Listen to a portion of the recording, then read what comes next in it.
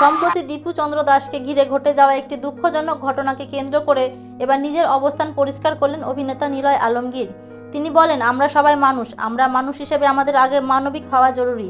বিস্তারিত আলোচনার আগে আপনি যদি আমাদের চ্যানেলে নতুন হয়ে থাকেন, আমাদের চ্যানেলটি সাবস্ক্রাইব করে আমাদের সঙ্গেই থাকুন। ধন্যবাদ। কেউ যদি কোনো ভুল করে থাকে তার বিচার করার জন্য আইন আদালত রয়েছে, কিন্তু বিচার ছাড়া এমন পরিণতি কখনোই সমর্থনযোগ্য নয়।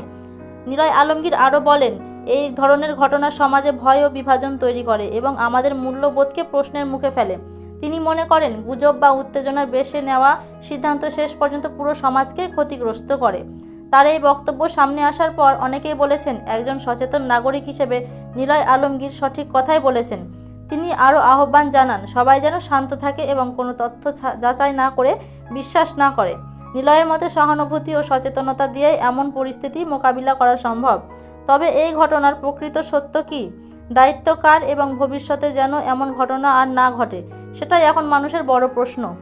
এ বিষয়ে আপনার মতামত কি, কমেন্টে জানাতে পারেন। ধন্যবাদ।